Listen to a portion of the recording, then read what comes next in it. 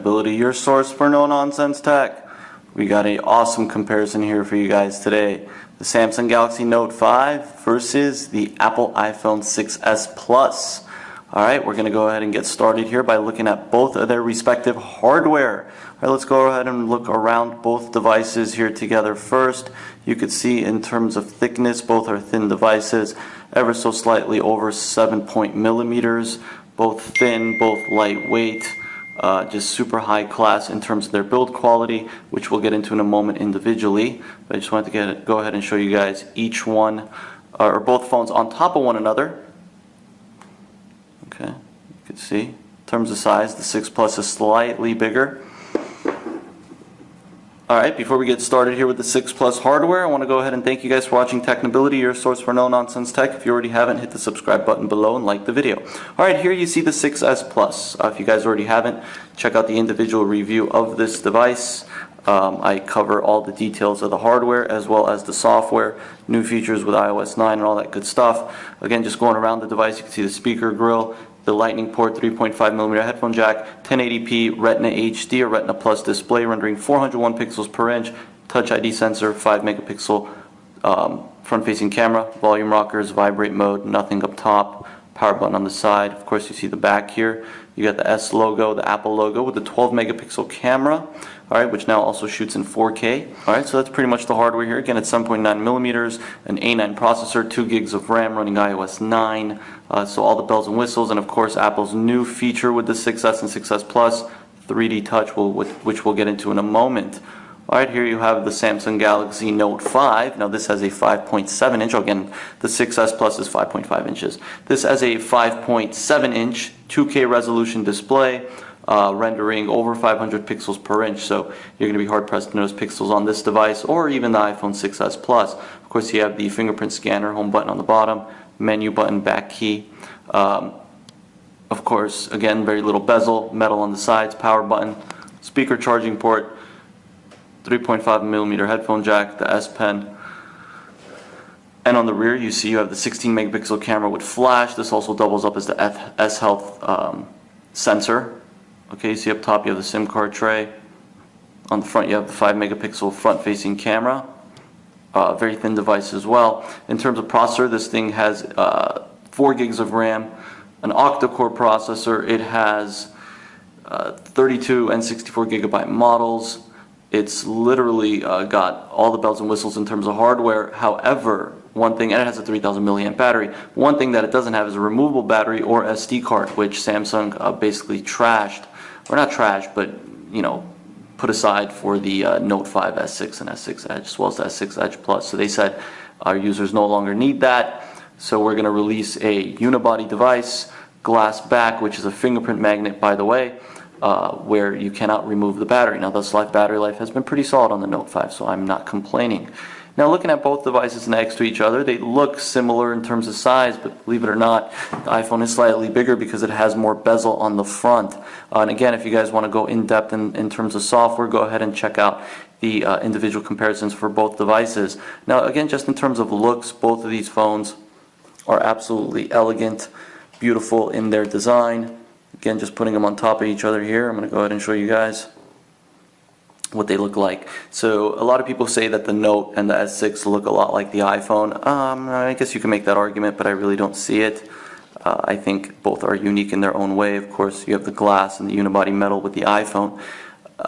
The glass with the Note 5 and the unibody metal with the iPhone. And then again, in terms of the screens, this is 2K, this is 1080p, but you're going to be hard pressed to notice pixels on either of these devices. Both have absolutely stunning displays, great viewing angles, great in direct sunlight, or as they call it, lux rating. So in terms of their displays, you know, they're pretty solid in my opinion, so no complaints there. Alright, let's go ahead and get started by looking at their cameras, and we'll look at some unique features between both. Again, you can see both respective cameras, 16 on the Note, 12 megapixel on the iPhone. Both have burst shot. Okay. Both take absolutely stunning photos and video. Both record in 4K.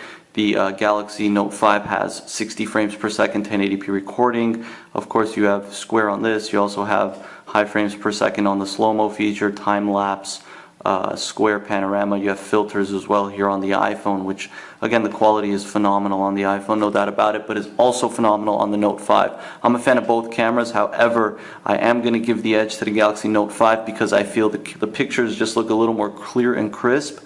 I seem to have this grainy issue with the iPhone. Now that could be isolated to just my phone, and I'm not saying that it's not a good camera, but thus far with the pictures and video I've taken, I seem to be preferring the Note 5.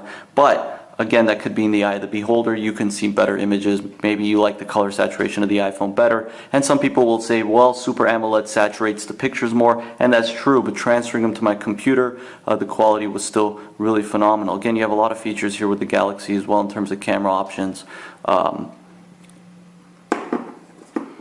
You have HDR auto, you have a multitude of different effects. Of course, you have filters as well. You have different modes. Alright, so you can see the variety of different modes: panorama, selective focus, pro, live broadcast, video collage, slow motion, fast motion, virtual shot, and you could download more if you'd like. Alright, you can see the front facing camera here as well. There I am. Alright, front facing camera also has options. So quick shutter speed, awesome quality, and again, if I was to just zoom in 100%, the quality is still pretty solid. Of course, it gets grainy and the quality drops, but it's still really solid. Just an overall fantastic camera in my opinion. I'll go ahead and showcase some video quality shortly. Alright, and just the same can be said with the iPhone. Okay, the quality is phenomenal. Again, you can see the filters here. Super fast shutter speed, and you also have the ability to use the front-facing camera with the flash feature, and the screen just gets basically bright. And if you turn that on here, I'll show you guys what that looks like. See how that works. Put it back to auto. Oh, you have live photos as well, which is a feature in the gallery. The front-facing camera on this thing is phenomenal. I prefer the front-facing camera on the iPhone over the Note 5. It just has better quality. It's a little more clear and crisp and smooth. Alright, but again, the back camera, the rear camera, 12 megapixel. Again, you also have 4K recording now. Slow-mo's there as well. So the cameras on both devices are phenomenal. I mean, these can definitely replace your point and shoot in terms of just, you know, if you don't want to carry around a big camera. I think they could. I mean, the quality's obviously not up there with a DSLR, but eventually one day it will be. That's just how technology works. And you can see the gallery here. Picture I just took. I have the ability to edit it, I have the ability to share it, etc. We'll get into the gallery in a moment on both devices. Sample 1080p video here with the iPhone 6s Plus. Showcasing video quality here. Sunny Glendale, California. We're outdoor. I'm going to zoom in here. 100% zoom.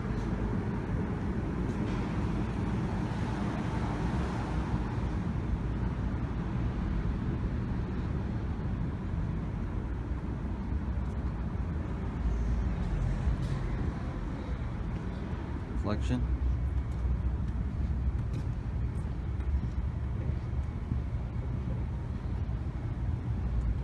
It's also 4K.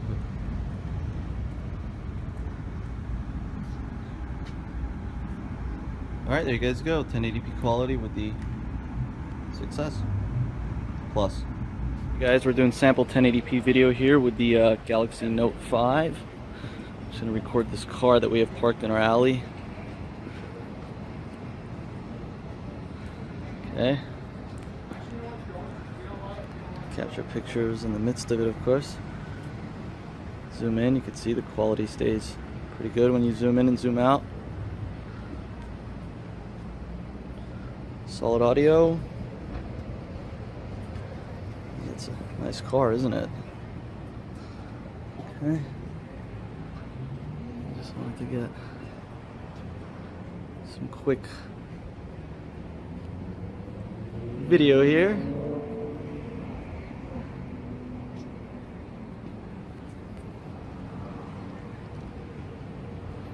Alright, there you guys go. Sample 1080p video with the Galaxy Note 5. Thank you guys. Okay, now looking at their respective galleries, you can see how those look here. Alright, now I have the option of doing the live photos here. If I was to push hard using the 3D touch, you can see how that works here. Gives you like a little sketch of the picture. I could just close out of that. If I have a video, I can long press, watch the video, share it, save it, delete. 1080p video here with And a similar feature here is available with the S Pen on the Note 5. So you can see I can hover over a picture. They used to have this with your finger as well, but I can hover over the picture, I can share it, I can delete it, edit it, etc. You can see their editing options as well. You know, you have a multitude of different editing options, so you may not even need to download a third-party app. Okay, there's Nala right there. Alright, so I can use the S Pen, of course. The S Pen is unique in its own way as well. You can see the different options: Action Memo, Smart Select, Screen Write, Add Shortcut. So it's kind of useful if you like to write notes on the go and whatnot. You can take a screenshot, edit the screenshot, and there it is right there. So I can just X out of this here by deleting it. Okay, the S Pen works across the board. So I can use it for pretty much everything except games. A lot of games don't function with the S Pen. So that's pretty much that with the S Pen. Functional, useful. So the 3D touch can be used in the gallery, but it can also be used here on the home screen. I'll show you guys how this works. So of course you've always had the ability to move an icon around on iOS, but now with 3D touch you have the ability to basically put pressure on the screen, and you can see the shortcuts that you get here. And this works across the board as well, but not for every app. And third-party apps will eventually be developed for this feature. So you can see I could check my messages, I could check my emails by just putting pressure on it, tabs and whatnot on Safari. You know, calendar, add event, reminders. This also works in the gallery or when I text, for example. So if I long press, I can move the cursor around, or if I push hard, put pressure on it there. Okay, see how that works?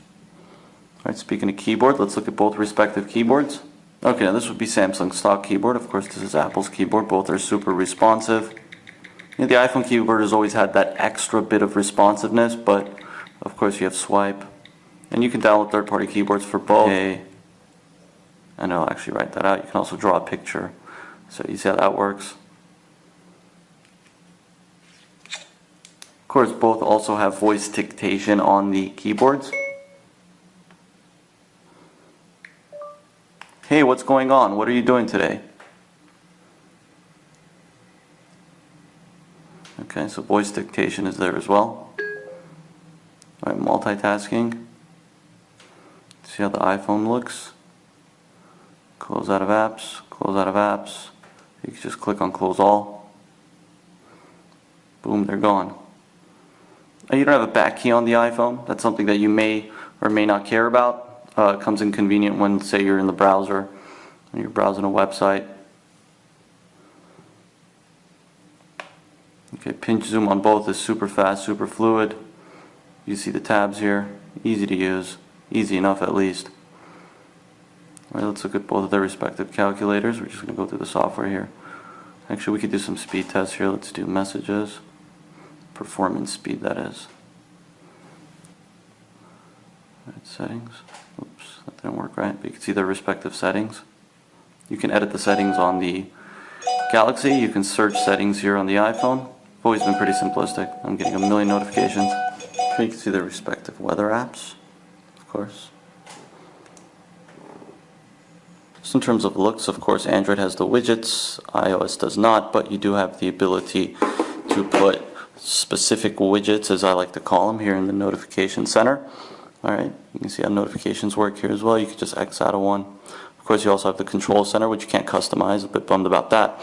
And on the Note 5, you have the control or the notification bar, toggles, which you can edit. Thank you for that, Samsung. And of course, you have the app drawer. You can edit this, you can add folders. Adding folders in general is very easy to do. You just drag an icon into another icon, you create a folder. Of course, you also have the ability to add Flipboard, which I don't like. You can adjust screen, grid, themes, widgets. So there's a multitude of different themes. That's something that I think a lot of Android users like, Samsung users in general. They like the ability to add themes. My girlfriend loves adding themes. I mean, she's obsessive with her icons and themes. So, you know, it's a feature that some people complain about. Oh, I like my phone to just do what it does. Whereas other people do like it. Now if I was to go to wallpapers here, you can see the wallpapers that comes with the Note 5. You have the motion effect, which basically allows you to move it around as such. And on the iPhone, you have wallpapers as well, which I'll show you. And this new wallpaper, which again applies towards the pressure that you put on the screen. So if I was to go to live, you can see how this works, live photo.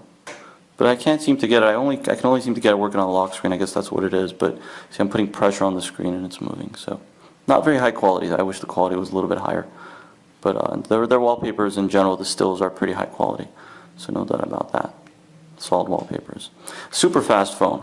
I mean, this thing is definitely very fast. But I say that every year about every iPhone because honestly, they're always really super fast. So it's not like the iPhone has gotten any slower. It's not like it's suddenly going to get slower, start lagging, quote unquote. And that's what a lot of people complain about with the Note. And then Samsung and Android in general, they say, well, it's bloated with TouchWiz and bloatware. And I agree with you. I hate the fact that carriers put bloatware on their device. They could learn a lesson from Apple. Manufacturers, no carrier bloatware, please. We're tired of it. We don't need it. We don't want to root our devices and void our warranties just to get rid of it. We don't want it. For the most part, it's useless. I mean, some people may find it useful. Personally, I don't. So we can get rid of the bloatware. But the Note 5 has been super fast and super fluid. I'm not complaining in terms of its speed. And I'm going to go ahead and just open a game here. Show you guys what games look like in comparison. Not the best in terms of graphics, but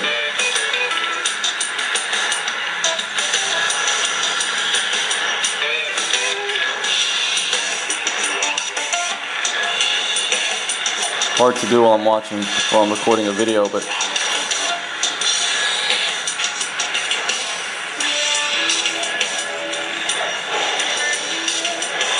alright, just real quick, exit out. Let's go ahead and watch some video. Hey guys, welcome to Technability, your source for no-nonsense tech. My name is Berge, and we got the Apple iPhone 6s, which we're going to review right now. Your source for no-nonsense tech. My name is Berge, and we got the Apple iPhone 6s, which we're going to review right now. We're going to get straight to the point here. You have the ability to adjust quality even under the you guys don't want to hear me talk too much, but mobile network. Myself, I'm Berge of Technability. Again, your source for no-nonsense tech. If you haven't, go ahead. And on the on the iPhone, unfortunately, you can't adjust the quality unless you're on a Wi-Fi network. Straight to the point here and review the 6S. Well, it's loud. That's what you guys want to see. You guys don't want to hear me talk too much, but I am going to introduce myself. I'm Berge of Technability. Okay.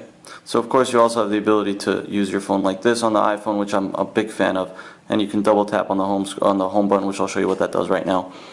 So I'll just double tap on the home button. You can see how that works. So if you don't want to reach all the way up, just double tap, and that works in a variety of different apps as well. So that's there. Of course, both have their music apps.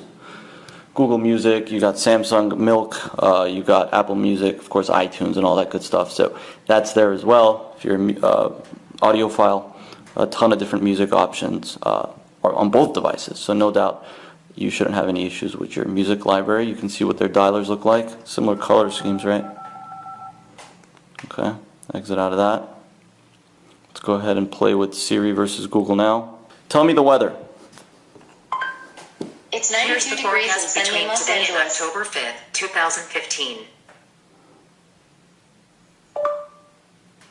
What is 6 minus 6 times 3 plus 6 plus 9 to the second power?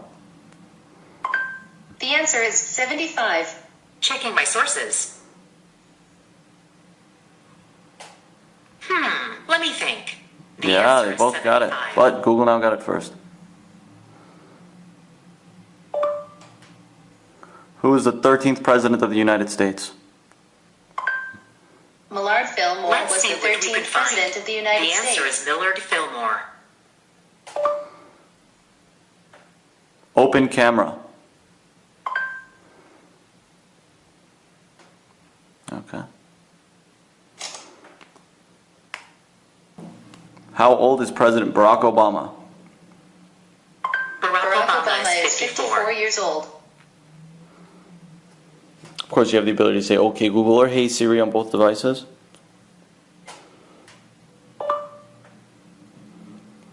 Show me a picture of Gandhi. Here are some images of Gandhi Check I out these found on the pictures web. for Gandhi. All right. Tell me a joke. Let me think. And you can go on and on with both of these. Both very intuitive, both seamless with their respective systems, with iOS and with Android. Lollipop, of course, with TouchWiz on the Galaxy Note 5. So you can go on and on with Google and Siri now if you want to just go ahead and have fun with those two robotic friends of yours. Alright, so, you know, there's probably a lot I didn't cover in terms of this comparison, but I just wanted to do a, well, it didn't come out to be too quick because it's 20 minutes, but I did want to just go ahead and showcase the devices in general, and if you have any questions in relation to the details of both softwares, you could check out their individual reviews where I cover as much as I possibly can. Again, just going around the devices, you can see both beautiful devices. You know, if style is your thing, if build quality is your thing, then you're not going to have an issue here. Hopefully the 6S Plus doesn't have bend gate issues or screen popping out issues, screen gate, which I did a video on last year. My screen was popping out from the side. Again, it's a little bit thicker, 7.3 millimeters versus last year's 7.1. So hopefully you won't have that issue. And with the Note 5, I have heard of some people who said that the back glass is cracked. So both have their downfalls. You just have to be careful. Purchase a case, maybe insurance. Again, if you break it, we repair phones here at Technability, so you can contact us. We take shipped-in devices, so let us know. If you guys have any questions in relation to both these devices, ask me in the comment section below. I am going to choose a winner right now because that's what I promised I would do in my 6S Plus review. And my winner is the Galaxy Note 5. Now you may be asking yourself why. Okay, well I'm going to give you the explanation to why I prefer the Galaxy Note 5 and why I think it's a better phone. Number one, it's not as big, believe it or not. It doesn't have as much bezel on the front. You got a 5.7 inch screen with a smaller form factor. They really cut off the bezel. Whereas with the iPhone, I feel like the 6S Plus, you got too much bezel up top, you got too much on the bottom. Maybe not so on the bottom as much as on the top. I feel like it could have been a little bit smaller, and you can see the difference there in size.